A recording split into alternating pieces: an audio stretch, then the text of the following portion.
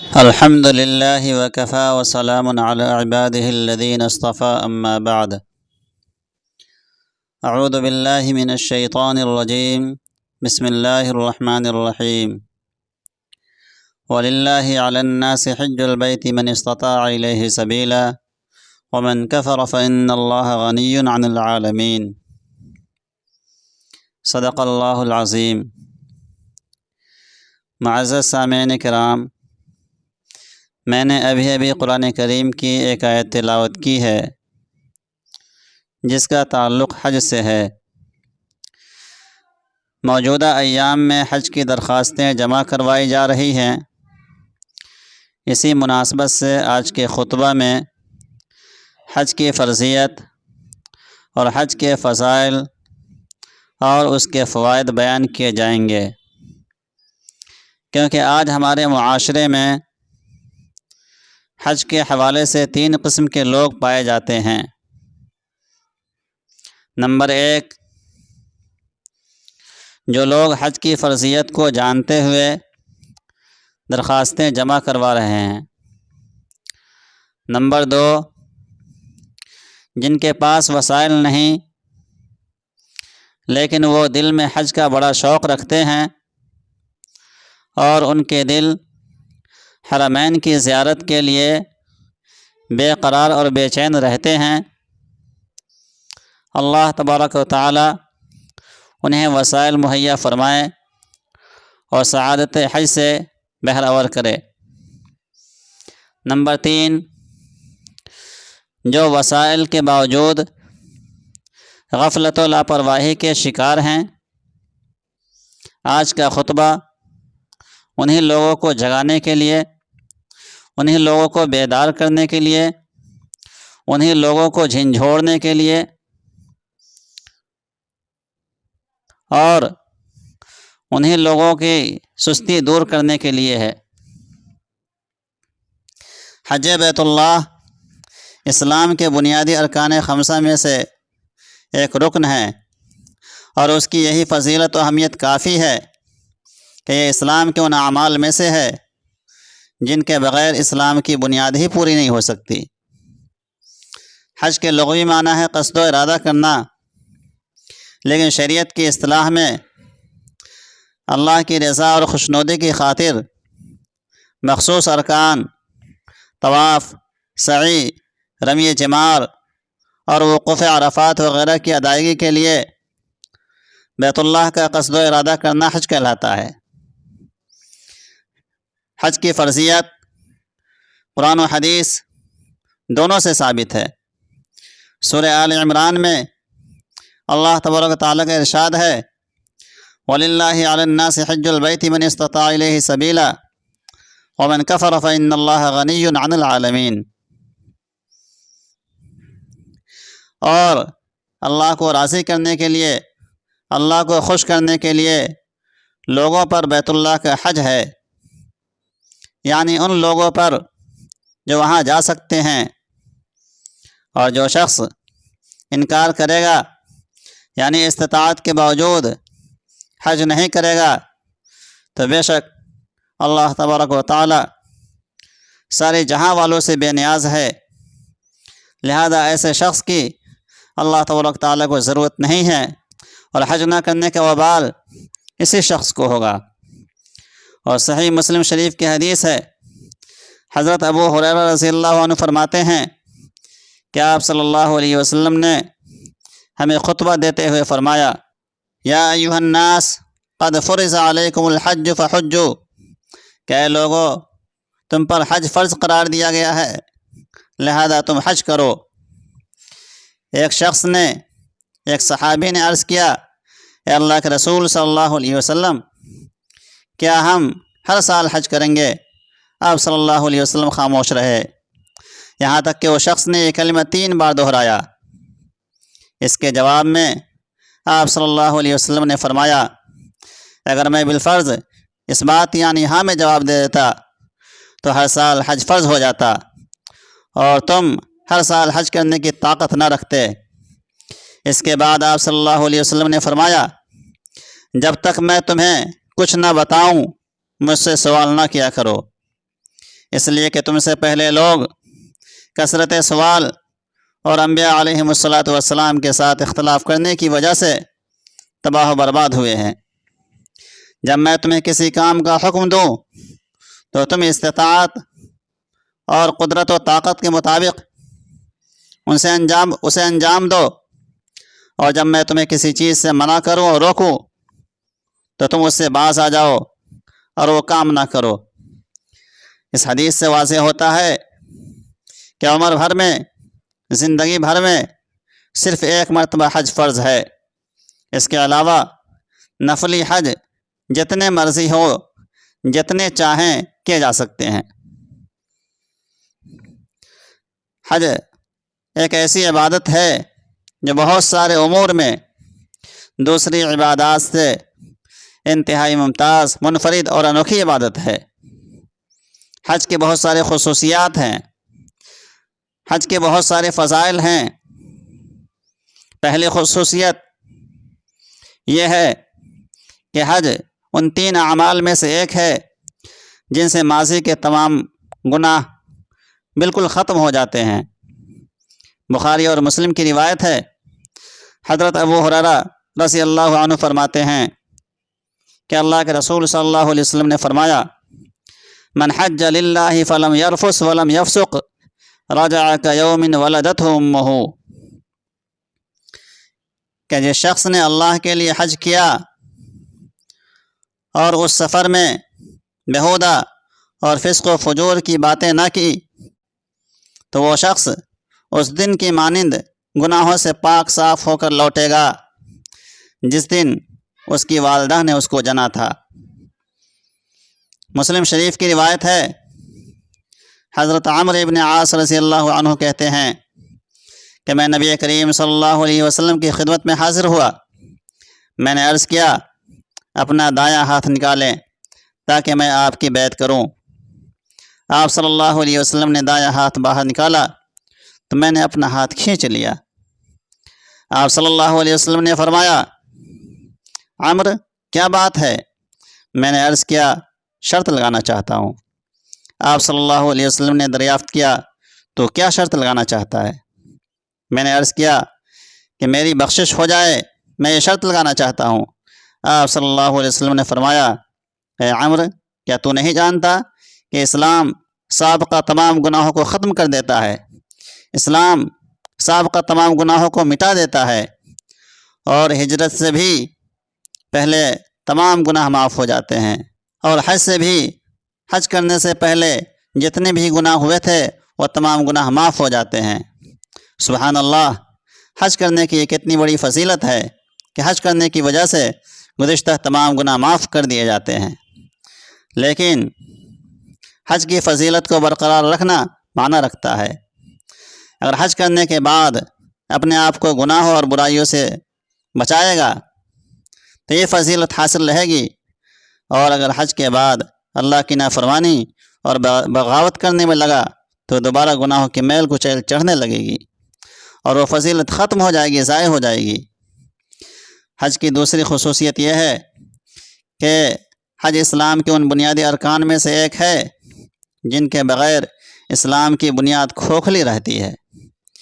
جناب عبداللہ ابن عمر رضی اللہ عنہما بیان کرتے ہیں کہ اللہ کے رسول صلی اللہ علیہ وسلم نے فرمایا، بنی الاسلام علی 5 شہادت اللہ الہ الا اللہ وان محمدا عبدہ ورسولہ واقام الصلاۃ وایتاء الزکاۃ والحج وصوم رمضان، کہ اسلام کی محل کی بنیاد 5 ستونوں پر ہے۔ پہلا ستون اس بات کی گواہی دینا کہ اللہ کے علاوہ کوئی معبود نہیں اور محمد صلی اللہ علیہ وسلم اللہ کے بندے اور اس کے رسول ہیں۔ دوسرا ستون نماز قائم کرنا، تیسرا ستون زکوٰۃ ادا کرنا، چوتھا ستون حج کرنا، پانچواں ستون رمضان کے روزے رکھنا۔ اس حدیث سے معلوم ہوا کہ مومن مسلمان بننے کے لیے ضروری ہے کہ اگر استطاعت ہو، قدرت ہو، طاقت ہو، وہاں جا سکتا ہو تو ایک بار زندگی میں حج ضرور کرے۔ حج کی تیسری خصوصیت یہ ہے کہ حج مقبول کی جزا صرف اور صرف جنت ہے۔ حضرت ابو ہریرہ رضی اللہ عنہ بیان فرماتے ہیں کہ اللہ کے رسول صلی اللہ علیہ وسلم نے فرمایا، والحج المبرور لیس لہ جزاء الا الجنہ، کہ اور مقبول حج کا ثواب صرف جنت ہے۔ اللہ اکبر! فریضہ حج ادا کرنا کس قدر عظیم عمل ہے کہ اس کی جزا صرف جنت ہے۔ لیکن یاد رکھیے کہ حج مبرور وہ حج ہے جو قرآن و سنت کے مطابق ہو۔ حج کی چوتھی خصوصیت یہ ہے کہ حج کے لیے تمام علاقائی لباس چھوڑ کر ایک عاجزانہ لباس، 2 چادریں اوڑھنے کا حکم ہے، جنہیں احرام کی چادریں کہتے ہیں۔ گویا کہ رنگ، نسل اور علاقے کا امتیاز ختم، صرف مسلمان ہونے کا امتیاز، صرف مسلمان ہونے کا اظہار، لسانی، علاقائی اور دیگر تمام قسموں کی عصبیتوں کا خاتمہ اور ایک اللہ کے بندے ہونے کا مظاہرہ حج کی خصوصیات میں سے ایک اہم خصوصیت ہے۔ حج کی 5ویں خصوصیت یہ ہے کہ دوران حج وفات پانے والا شخص 2 چادروں میں کفن دیا جائے گا، اسے خوشبو نہیں لگائی جائے گی اور اس کا سر نہیں ڈھانپا جائے گا، اور وہ کل قیامت کے دن لبیک اللہم لبیک پڑھتا ہوا اٹھایا جائے گا۔ بخاری و مسلم کی روایت ہے، حضرت عبداللہ بن مسعود رضی اللہ عنہما فرماتے ہیں کہ ایک شخص رسول اللہ صلی اللہ علیہ وسلم کی معیت میں احرام کی حالت میں تھا، اس کی اونٹنی نے اس کو گرا کر اس کی گردن توڑ دی اور وہ فوت ہو گیا۔ اس کے بارے میں رسول اللہ صلی اللہ علیہ وسلم نے فرمایا، اغسلوہ بماء وسدر وکفنوہ فی ثوبیہ ولا تمسوہ بطیب ولا تخمروا رأسہ فإنہ یبعث یوم القیامۃ ملبیا، یعنی پانی میں بیری کے پتے ملا کر اس کو نہلا دو اور اس کی دونوں چادروں میں اس کو کفن دو اور اس کو خوشبو نہ لگاؤ، نہ اس کے سر کو ڈھانپنا، وہ قیامت کے دن لبیک پکارتا ہوا اٹھایا جائے گا۔ اور حج کی چوتھی خصوصیت یہ ہے کہ حج کے تمام ارکان کی مخصوص جگہیں مقرر ہیں، کسی جگہ کا بھی کوئی اور بدل نہیں ہے۔ طواف صرف بیت اللہ کا، سعی صرف صفا اور مروہ کی، وقوف صرف مزدلفہ اور عرفات میں، قربانی صرف منی میں، رمی جمار یعنی کنکریاں مارنا صرف جمرات پر ہوگا۔ دنیا جہاں کی کسی مسجد، کسی جگہ اور کسی مقام کا طواف جائز نہیں، طواف صرف کعبۃ اللہ کا ہے۔ آج لوگوں نے قبروں اور مزاروں کا حج بنا لیا ہے اور قبروں کے حج کا طریقہ سکھلانے کے لیے حج مشاہد کے نام سے کتابیں لکھی ہے۔ ایسے لوگ جاہلیت کے مشرکوں سے بھی آگے بڑھ چکے ہیں۔ عرب کے ان مشرکوں نے بیت اللہ کے مقابلے میں ابرہہ کے گھر کو برداشت نہیں کیا تھا، لیکن آج کے بعض نام نہاد مسلمانوں نے حد کر دی ہے کہ جگہ جگہ طواف شروع کر دیا ہے۔ استغفر اللہ! کیسی گستاخانہ بات ہے کہ حج کا مذاق اڑانے کے مترادف ہے۔ حج کی 7ویں خصوصیت، حج کے مہینے اور تاریخیں بھی مقرر ہیں اور ان تاریخوں کا متبادل موجود نہیں۔ آج بیت اللہ، صفا مروہ، مزدلفہ، عرفات، منی و جمرات سب کچھ اپنی اپنی جگہ موجود ہیں، لیکن آج حج نہیں ہو سکتا۔ حج کے مہینوں اور حج کی تاریخوں میں ہی ہوگا۔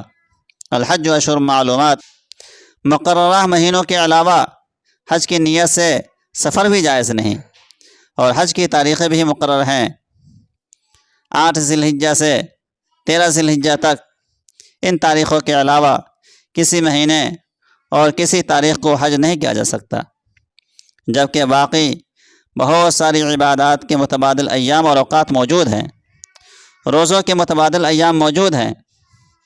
بیمار آدمی جو رمضان میں روزے نہ رکھ سکا، باقی 11 مہینوں میں جب چاہے روزہ رکھ لے۔ نماز کے اوقات کا متبادل موجود ہے۔ ظہر بھول گیا یا سفر میں رہ گئی، جب یاد آیا یا سفر سے فارغ ہوا ادا کر لے۔ زکوٰۃ کو آگے پیچھے کرنے کی گنجائش موجود ہے، لیکن حج کی جگہ بھی محدود اور وقت بھی محدود ہے۔ نہ جگہ کا کوئی اور متبادل موجود ہے اور نہ حج کی تاریخوں کا کوئی متبادل موجود ہے۔ اگر رکاوٹ بن گئی، اگر کوئی رکاوٹ پیش آ گئی، آئندہ انہی مقررہ تاریخوں کا پابند ہے۔ یہ نہیں کہ ذی الحجہ میں حج نہ کر سکا تو محرم میں کر لے، ربیع الاول میں کر لے، نہیں، ہرگز نہیں۔ حج کی 8ویں خصوصیت یہ ہے کہ حج یہ ایسی عبادت ہے جس کا اعلان حضرت ابراہیم علیہ السلام سے کروایا گیا اور آپ کی آواز کو پوری دنیا تک پہنچایا گیا۔ وَأَذِّنْ فِي النَّاسِ بِالْحَجِّ يَأْتُوكَ رِجَالٌ وَعَلَىٰ كُلِّ ضَامِرٍ يَأْتِينَ مِنْ كُلِّ فَجٍّ عَمِيقٍ، اور لوگوں میں حج کا اعلان کر دو، لوگ تیرے پاس پیدل بھی آئیں گے اور دبلے پتلے اونٹوں پر بھی سوار ہو کر آئیں گے، دور دراز کی تمام راہوں سے۔ بس اس حکم الہی سے حضرت ابراہیم علیہ السلام نے صدا بلند کی، ایک آواز لگائی کہ لوگو، اللہ نے تمہارے اوپر اس گھر کا حج فرض قرار دیا ہے۔ صدا بلند کرنے کی دیر تھی کہ اللہ تبارک تعالیٰ کے حکم سے آپ کی یہ صدا اور آواز دریاؤں، جنگلوں اور سمندروں کو چیرتی ہوئی دنیا کے کونے کونے تک پہنچ گئی۔ اسی آواز کا کرشمہ ہے کہ ہر سال لاکھوں کی تعداد میں لوگ وہاں پہنچتے ہیں اور کروڑوں وہاں پہنچنے کے لیے تڑپتے ہیں، اور جو لوگ ایک دفعہ حج یا عمرہ کی سعادت حاصل کر لیتا ہے وہ بار بار جانے کے لیے بے قرار اور مضطرب اور پریشان رہتا ہے۔ حج کی 9ویں خصوصیت یہ ہے کہ حدیث شریف میں آتا ہے جب حجاج کرام میدان عرفات میں جمع ہوتے ہیں، عرش والا یعنی اللہ تبارک تعالیٰ ان کے قریب اور نزدیک آ جاتا ہے اور ان پر فرشتوں میں فخر کرتا ہے کہ اے میرے فرشتوں، بتلاؤ میرے یہ بندے کیا لینے آئے ہیں۔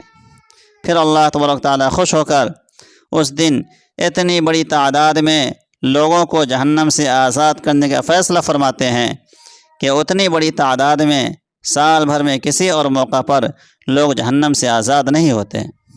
یا اللہ رب العزت کی کتنی بڑی رحمت ہے جو حج کے موقع پہ عرفات والے دن موج زن ہوتی ہے۔ حج کی 10ویں خصوصیت یہ ہے کہ یہ مسلمانوں کا بین الاقوامی اور عالمی سطح پر بہت بڑا باہمی رابطہ اور جوڑ ہے، جس میں دنیا بھر کے مسلمان آپس میں ملتے اور ایک دوسرے کے حالات معلوم کرتے ہیں، جس کے نتیجے میں ایک دوسرے کے دکھ سکھ میں شرکت ہوتی ہے اور محبت و الفت کی خوشبو مہکتی ہے، کینے ختم ہوتے ہیں اور بغض و عداوت کا قلع قمع ہوتا ہے۔ حج کے بے شمار فوائد ہیں۔ لیشہدوا منافع لہم سے معلوم ہوتا ہے کہ حج میں بے شمار دینی اور دنیاوی فوائد ہیں۔ نمبر 1، یہ اللہ تعالیٰ کی توحید کا بہت بڑا مظاہرہ ہے۔ وَلِكُلِّ أُمَّةٍ جَعَلْنَا مَنسَكًا لِيَذْكُرُوا اسْمَ اللَّهِ عَلَىٰ مَا رَزَقَهُم مِّن بَهِيمَةِ الْأَنْعَامِ فَإِلَٰهُكُمْ إِلَٰهٌ وَاحِدٌ فَلَهُ أَسْلِمُوا وَبَشِّرِ الْمُخْبِتِينَ، اور ہر امت کے لیے ہم نے عبادت کے طریقے مقرر فرمائے ہیں تاکہ وہ ان چوپائے جانوروں پر اللہ کا نام لے جو اللہ نے انہیں دے رکھے ہیں۔ سمجھ لو کہ تم سب کا معبود برحق صرف ایک ہی ہے، تم اسی کے تابع فرمان ہو جاؤ، عاجزی کرنے والوں کو خوشخبری سنا دیجیے۔ نمبر 2، یہ دنیا بھر کے مسلمانوں کا بہت بڑا باہمی رابطہ اور عالمی ذریعہ مواخات ہے۔ ایک لباس، ایک زبان، ایک ہی کلام، لبیک اللہم لبیک۔ نمبر 3، اللہ رب العزت نے حج کے موقع پر تجارت کی اجازت دے کر حج کے ذریعے رہبانیت اور تصوف کی عمارت اوندھے منہ زمین پر گرا دی ہے۔ اس لیے حج بہت بڑی تجارت اور کاروبار بھی ہے۔ لیس علیکم جناح ان تبتغوا فضلا من ربکم، کہ اے مسلمانوں تم پر اپنے رب کا فضل یعنی تجارت و کاروبار تلاش کرنے میں کوئی گناہ نہیں ہے۔ نمبر 4، حج سے گناہوں کے ساتھ ساتھ فقر و فاقہ بھی مٹتا ہے اور ختم ہوتا ہے۔